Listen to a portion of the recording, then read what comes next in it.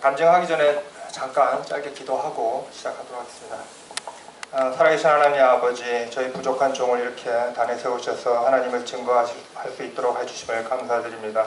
오늘 간증을 통하여 아버지 저희 모습은 숨기시고 오로지 하나님만 드러나시길 원합니다. 아버지, 오늘 간증을 통하여 여기 있는 온 성도들이 하나님이 살아서 역사하심을 모두 체험할 수 있도록 아버지께서 은혜를 풀어 주시옵소서.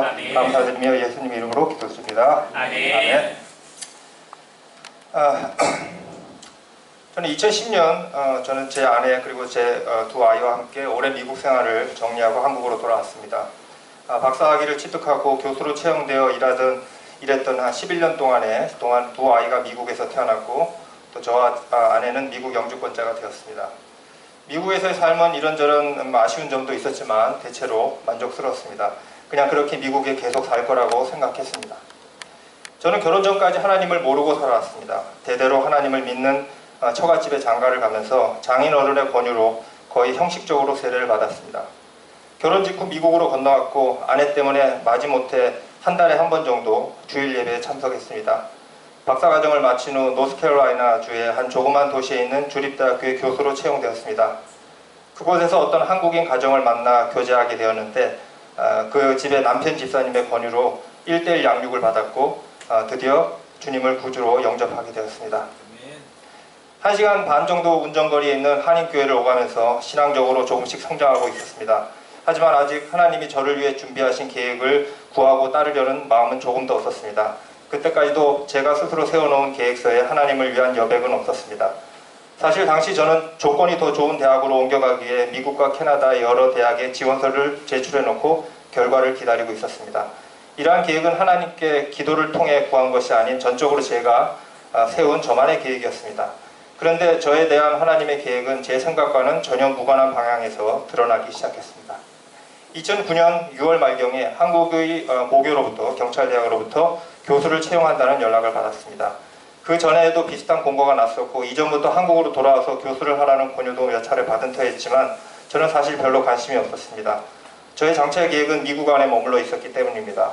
그런데 이번에는 조금 달랐습니다. 교수 채용에 관한 이메일을 읽어보고 난 후 가슴이 뛰고 흥분이 되었습니다. 그러나 잠시 동안 이성적으로 손익계산을 해보니까 한국으로, 그것도 모교로 간다는 것은 말도 안 된다는 생각이 들었습니다. 우선 수입 면에서 연봉이 몇만 불이나 줄어들고 교수 경력도 바닥에서 다시 시작했습니다. 당시 저의 시선은 연봉이 좋은 그런 미국 내 대학들로 향해 있었고 그냥 가만히만 있어도 2년 후면 현재 있는 대학교에서 정년 보장을 받으리라 예상되던 상황에서 모교에서 제시하는 조건이 눈에 찰 리가 없었습니다. 제 아내 또한 한국으로 돌아가는 계획에 동의할 리가 만무했습니다. 남들은 조기 유학이다 뭐다 하면서 능력만 되면 모두들 미국에 와서 자식들 교육을 시키려는 판국에 우린 거꾸로 한국으로 돌아가자니 말입니다. 한국에 가면 당장 살 곳도 없는데 가진 재산을 다 털어도 수도권의 아파트 전셋값에도 턱없이 부족한 현실, 갑작스러운 환경 변화에 아이들이 받을 충격, 오랜 외국 생활 뒤 한국 사회에 적응하는 문제 등이 떠올랐습니다. 심지어 한국의 공해, 교통체증, 불친절, 비합리주의 등등 자질구레한 것까지 한국에 와서는 안 될 이유가 떠올랐습니다. 미국에서 누리고 있는 풍요, 자유, 아름다운 자연환경을 떠올리니 돌아가서는 안 될 이유가 더욱 분명해졌습니다. 그해 7월 중국에서 선교사로 사역하시는 분이 제가 다니던 교회에 부흥 강사로 오셨습니다. 그때 예배에서 하나님께서 주신 말씀이 바로 오늘 읽은 창세기 13장입니다. 아브라함과 롯이 서로 헤어지는 장면에서 어느 곳으로 갈지를 정해야 할 때 롯은 자신이 눈을 들어 바라보고 물이 넉넉해 보이는 소돔과 고모라로 향했습니다. 반면 아브라함은 여호와께서 눈을 들어 바라보라고 명하시는 곳을 바라봤습니다. 자신의 판단에 의지했던 롯은 결국 자신이 선택한 땅의 멸망을 바라보고 아내까지 잃고 말았습니다. 이에 반해 하나님의 명령에 순종하였던 아브라함은 땅의 티끌과 같이 셀 수 없이 많은 자손을 약속받았습니다. 그 말씀을 듣는 순간 하나님께서 제게 주시는 경고 같아서 정신이 번쩍 들었습니다. 그동안의 저의 모습이 마치 롯과 같다는 생각이 들었습니다. 롯이 갈 곳을 정하기 위해 멀리 둘러보던 그 모습 속에 더 나은 조건만을 바라고 분주히 다른 대학들을 둘러보던 제 모습이 비춰졌습니다. 그리고 하나님은 제가 롯이 아니라 아브라함처럼 살아가길 원하신다는 것을 깨닫게 되었습니다. 막상 하나님께서 주신 말씀을 받고 하나님의 뜻대로 살겠노라 작정을 하고 보니 우선 하나님의 뜻이 무엇인지를 확인해야만 했습니다. 그래서 믿음의 선배들이 알려주는 대로 무작정 기도를 했습니다. 아침에 눈을 뜨면 지하실에 내려가서 기도를 하고 출근하면 연구실에서 바로 기도부터 했습니다. 또 하나님의 뜻을 확인하는 방법으로 몇 가지 조건을 걸어보기도 했습니다. 주변에 소위 기도빨 좋다는 분들에게 여기저기 기도 부탁도 했습니다. 이런 과정을 통해 결국 하나님께서는 제가 한국으로 돌아가길 원하신 게 맞다는 생각이 들었습니다. 그럼에도 불구하고 저는 여전히 주저하고 있었습니다. 하나님께서 직접 제 귀에다 대고 한국으로 가라 하고 말씀하시면 얼마나 좋을까 싶었습니다. 그러던 어느 날 유치원을 다니던 딸아이에게 무심코 물었습니다. 혜원이는 미국에 사는 게 좋아? 아니면 한국에 사는 게 좋아? 그때 혜원이의 대답은 이랬습니다. 아빠 있는 곳이면 어디든지 좋아. 하나님이 제게 말씀하시는 것 같았습니다. 성훈아, 내가 너와 함께 할 텐데 뭘 그렇게 걱정하니? 경찰대학에 지원서를 제출하고 서류 심사에 합격했다는 통지를 받았습니다. 태평양을 건너와서 면접 시험도 치렀습니다. 지원 절차가 차근차근 진행되고 있었지만 마음 한켠이 편치 않았습니다. 아내가 아직 주저하고 있었습니다. 미국 생활에 워낙 만족했고 무엇보다 한국으로 돌아가는 것에 대한 부담이 너무 컸습니다. 나중에 안 사실이지만 그때 아내는 속으로 나만 한국으로 보내고 기러기 아빠를 만들 작정이었습니다. 어쨌든 저는 아내도 저처럼 하나님을 신뢰하여 한국으로 돌아가게 되길 원했습니다. 그래서 아침 일찍 지하실에 또다시 내려가 기도를 했습니다. 아내의 마음을 움직여 한국을 향하게 해달라고 간절히 기도했습니다. 하나님께서 초신자의 기도를 잘 들으신다고 했는데 정말 그랬습니다. 놀라운 방식으로 응답해 주셨습니다. 저희 가족이 살던 집은 지은 지 40년이 넘은 아담한 벽돌집이었습니다.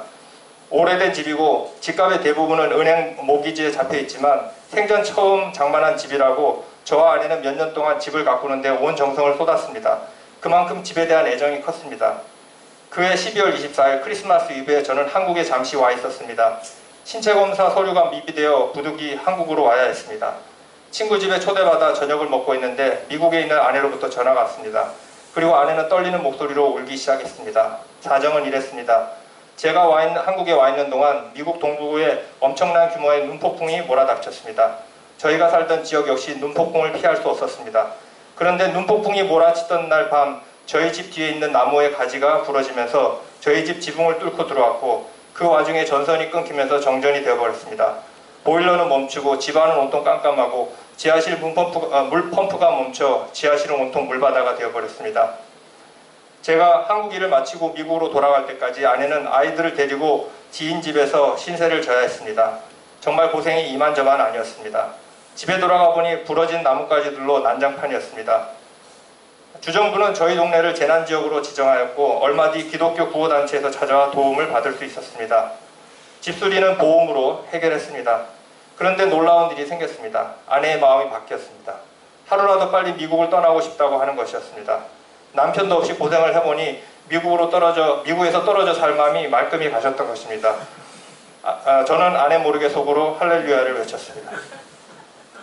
이후 미국 생활을 정리하고 한국에 정착하는 과정에 하나님께서 세세한 부분까지 하나하나 개입을 해주셨습니다. 당시에 미국은 서프라임 모기지 사태로 인해 부동산 거래가 얼어붙은 상황이었습니다. 더욱이 부동산 거래가 뜸한 동절기인 2월에 집을 내놨습니다. 제값은커녕 집을 파는 것조차 어려운 상황이었습니다. 자칫하면 집을 포기하고 귀국해야 할지도 몰랐습니다. 그런데 놀랍게도 집을 내놓은 지 한 달 만에 거래가 성사되었습니다. 부동산을 통해 매물 광고를 올린 지 얼마 되지 않아 사람들이 집을 보러 오기 시작했습니다. 폭설이 내리는 가운데서도 눈길을 운전해서 사람들이 찾아왔습니다. 부동산 중개업자조차도 자신이 그 일을 하면서 이런 경우는 처음 본다고 했습니다. 나중에 한국에 돌아온 뒤 그 동네의 지인으로부터 들은 바에 의하면 그해 겨울 저희 집 일대 여러 집이 매물로 나왔지만 거래가 성사된 집은 오직 저희 집뿐이었습니다. 뿐만 아니라 전혀 손해보지 않은 가격으로 집을 팔 수 있었습니다. 그래서 은행빚을 모두 갚고 한국 정착에 사용할 조그만 돈이라도 챙길 수 있었습니다. 제가 한국에 돌아오자 만나는 사람들이 왜 한국에 돌아왔느냐고 묻곤 했습니다. 제 대답은 주님의 인도하심이 있었습니다 했습니다. 그렇습니다. 분명 하나님의 인도하심이 있었습니다. 롯이 되지 말고 아브라함이 되라고 하신 그 말씀을 여전히 제 마음속에 소중히 간직하고 있습니다.